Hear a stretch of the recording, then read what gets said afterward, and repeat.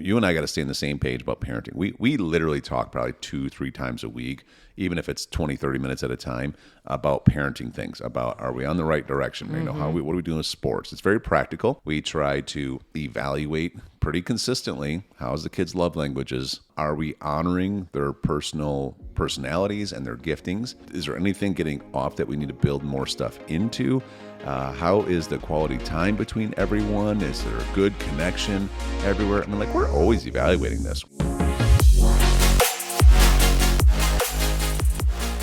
Hello, everyone. We are Greg and Jacquie Francis, and welcome to High Performance Parenting, where our passionate goal is to encourage you to raise champion children in a crazy world. Every week, we will bring you multiple episodes from our extensive experience of raising our six happy, healthy, successful, godly kids who are confidently equipped to win big in life. We deeply believe that any parent who is provided with the right knowledge and continual support can raise amazing kids. And when they do, all of our futures get better. If raising up future generations of absolute champions matters to you as much as it does to us, here's how you can contribute.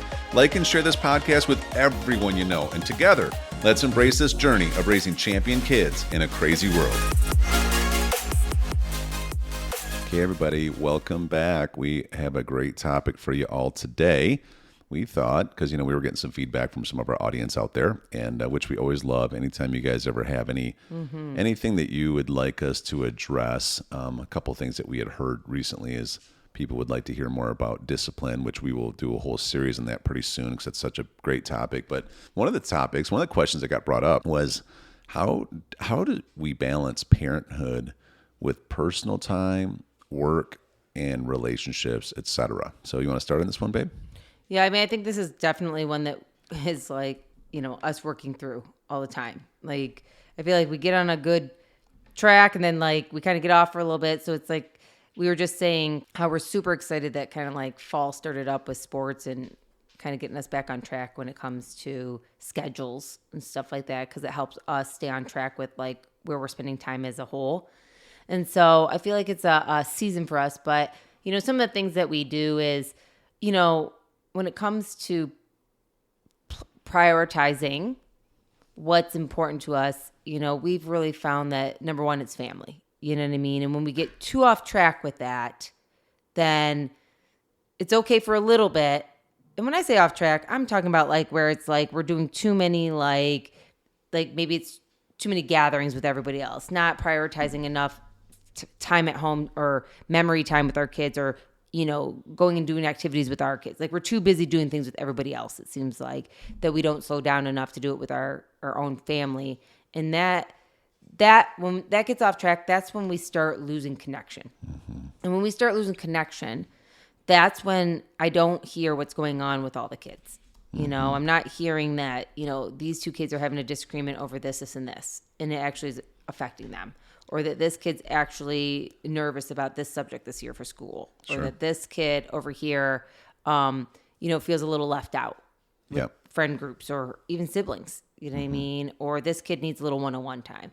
And so it really starts from us down, making sure that we don't overstack our calendar so that we don't prioritize our family. Yeah, I was just going through that one exercise we do with our coaching clients. We have a newer one, and I was going through with the husband our bottleneck detection, our wheel of alignment tool that we use, where we have people grade themselves on a scale of 1 to 10 in different categories of life, and where a 1 would be that they're really, really struggling in this area. They feel like they're doing about as poorly as you possibly can. A 10 would be, I've actually accomplished everything I think I can ever accomplish in this area. And I don't think there's any way I could improve. Obviously you're always somewhere in the middle. But one of the categories on there is vision/dream clarity. Okay. So where do you grade yourself on vision/dream clarity? And what was interesting was this one individual, he had graded himself with a 8. Which is a really high score, I feel like. Because remember, you're kind of saying that I barely have any room for improvement. So he was basically, and I said, well, explain to me why you think you're an 8. And he was saying, well, I know in the next 5 years, I want to accomplish this much money. I want to be in this position with this business. I want this career thing over here to be here. And I know my wife says she wants this. And he had it all really laid out.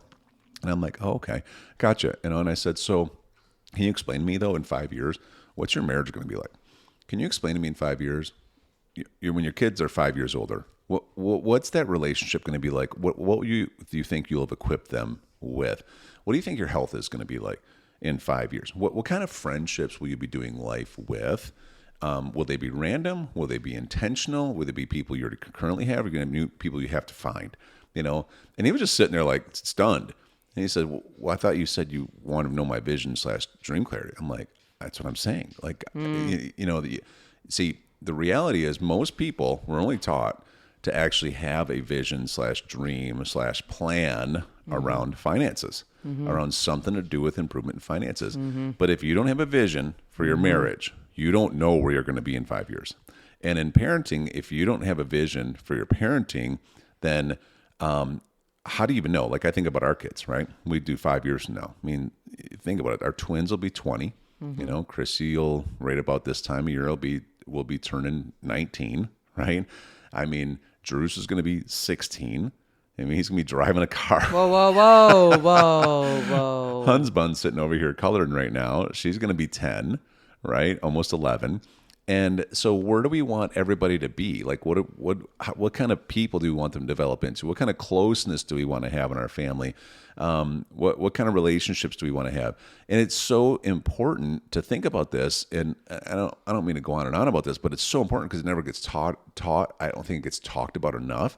Is that when you don't have a vision for all these different categories of life, you're going to end up in 5 years in a very unbalanced place in your life. I mean, how many coaching clients do we have that their parenting philosophy was, well, I'm working on all my business endeavors. I'm going to provide a nice big home, nice cars, stuff like this. But I'm just going to basically help my kids survive until they're out of the house. That's kind of like their... True.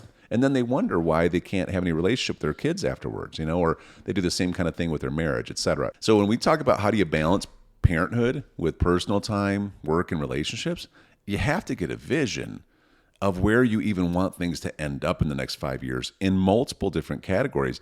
And then you have to get the top two leaders on the same page, right? Which is the husband and the wife. You got to get on the same page, right? Yeah, I think a lot of it, again, like stems back to making sure that like your yes is your yes and your no is your no in these situations. That like whatever your number one is stays your number one. And if things need to shift because maybe business needs to take a lead for a little bit, or marriage needs to take a lead, or health needs to, or parenting, whatever it may be, faith needs to. Yeah. That doesn't mean everything else though drops down to non-existent. That's right. That means you're aware of how much time you need to spend in this area to keep business growing, or your faith level high, or your health journey, or whatever. But then some of your number ones, which I hope for most people is family, doesn't just totally go down to where, I'll get to that in 3 years once I accomplish XYZ. You know what I mean? Unfortunately, that's what some people do. They figure, I'll just deal with that later. I don't know how to do both or all three. So I'll just do the one thing I feel like is the most important. And I'm not saying it's not important. Yeah. But like in our situations, like you just named off all like the kids getting older. I mean, even Ellie, in 5 years, she'll be like, 16, she'll be like 15, 16 too. And it's like, I think to myself, I'm like, that means like our first 5 will be kind of off doing their things a little bit. Did I forget Ellie? You did, but that's okay. Sorry, Ellie. But 5 out of 6 ain't bad. It isn't. That's why if we had a 7th, you wouldn't even notice. But like, that's why even I think about it, it's like everything matters because in 5 years, we can't sacrifice certain things with our kids. Do you know what I mean? We can't right now. Well, it's that book, The One Thing. And one of the best analogies there is where he talks about how you have all these different balls that you're juggling. Yeah. And some are made of rubber and some are made of glass. Right. And you can't ever ignore that. You can't ever think they're all made of rubber because things like your marriage is not made of rubber. You drop that ball and it could shatter and it never gets put back together. Yeah. Your relationship with your kids, you drop that ball and it could shatter. Now you drop the ball in a business endeavor, that'll bounce back. Yeah. Right. You can it build a new stinks for business. A minute, you can whatever. increase your finances. You can do something else.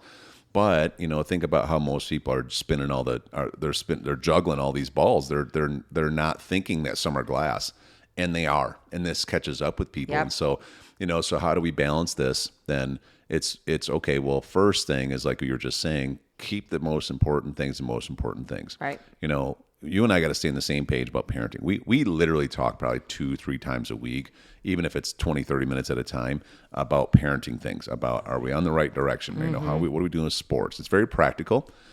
We also are planning. We do our 5-year plan almost every year. We try to evaluate pretty consistently how's the kids' love languages or love tanks being filled up. Are we honoring their personalities and their giftings? Is there anything getting off that we need to build more stuff into? How is the quality time between everyone? Is there a good connection everywhere? I mean, like, we're always evaluating this, wouldn't you say? Oh, yes, I would agree. Yeah. I think it's, again, it's one of the balls that we're not willing to let shatter. Yeah. And so for us, I feel like, especially with parenting, you can't over communicate about it too much. Yeah. I feel like, in the season where your kids need you most, which they always need you most, but when they're in your home and you're the biggest influence on them, the biggest provider for them, the biggest protectors for them, you really need to take that as a serious, serious job. Yeah. And it's not something to take lightly and just, decide, well, for this month, I don't feel like doing that. Like, I'm going to tap out of that whole parenting idea. Right. I got a lot on my plate. I have my own emotions. I got my own stuff going on. The kids have been great. I think we'll be good for 30, 60 days. Yeah. Like, that's just irresponsible. And when you think about that, like, how many things can go backwards in 7 days, let alone 14 days, let alone 30, 40, 60 days. Right. And some things just aren't worth the risk. Right. Aren't worth the risk. Right. And so it's important. So you start looking, I think we may have spoken on this before. I can't remember for sure, but we like to map our calendar out a year in advance. Yeah. We have the big one on the wall. You can see everything, and it's, a dry erase board. And then we will fill in all of the key things that we know that we're already committed to that are like the biggest events. And then we start filling in things like, okay, well, what are the sports that we're willing to put the kids into, which usually is like one sport at a time for anybody, just because we can't have them. They would love to be in everything, but it wouldn't be healthy for our family. It wouldn't actually be healthy for them, because then all of us get too all over the place and none of us are connected anymore. And so like that's a great example of this. And when you think about it, it's exhausting. Like, too much on the calendar is exhausting and you don't enjoy any of it. So how do you manage, though, the pressure of all the other parents and the pressure of everybody else who's trying to say, whether they say it out loud or not, they're like, it's little things. It's like, I would put Drews in baseball, but I've had multiple people say, well, you better get him in travel league. You better get him as an all-star. You better get him at this. And because if he isn't an all-star on a travel league team, by the time that he is, 10, he will not play baseball in high school, stuff like that. And it's like, okay, well, then we're just not doing baseball. Like, he'd probably be really good at baseball, but we don't have time as a family to travel 6 hours to do stuff and to be doing it every single night around the clock. I'm not faulting anybody who does that, and that's your choice. It's just for us with 6 kids, like, that doesn't make sense. So guess what, Drew? You got basketball, you got right now flag football, and then at this time, while we're already running kids up to golf, you can go do cross country. And it works. And he has a great attitude about it because he understands. We teach this stuff to them, right? Like, yeah, I think a lot of it, though, it all just comes back to, again, husband and wife starting first. If I can say anything, like, the baseball thing is a perfect example. And that goes for a lot of different sports that are travel and soccer, that intense. Et cetera. I see it for dance competitions, for soccer, for baseball. There's a lot of different sports. You know what I mean? I think a lot of it starts with the parents come together and realizing where they want to commit all their time, energy, and money. You know what I mean? And, if your life and you enjoy it as a family and it actually brings you closer to do something like baseball as a traveling team together. I mean, I've seen some families that love it. It's what they do every weekend together. They stay in hotel rooms together. This is their dream life. Yeah, you this know is what I mean? actually how they connect. Correct. Yeah. I think that's the coolest thing in the world then. Yeah. You know what I mean? If we don't feel like that's connection, then that's not cool for us. But what it is important is that husband and wife get on the same page so that one parent's not like feeling like they're disappointing the kids or disappointing themselves, I guess. Sometimes we put our kids in sports for ourselves, I think. Yeah. Or they're not on the same page about it. Mm-hmm. And when you and I thought about what really connects us, not traveling the whole country for just a sport connects us. We don't feel that way. Do you know what I Yeah. mean? So for us, we gave positive choices for our kids to do other things that worked within our schedule so that we could still do what we were called to do. Mm-hmm. And that started with you and I reminding each other. Because I don't know how many times we would think about, hey, they got this opportunity over here, or the coaches said they could sure. be good at this, or, that family's doing that over there. And, oh, that would be a neat opportunity. Yep. And our flesh starts getting excited for our kids.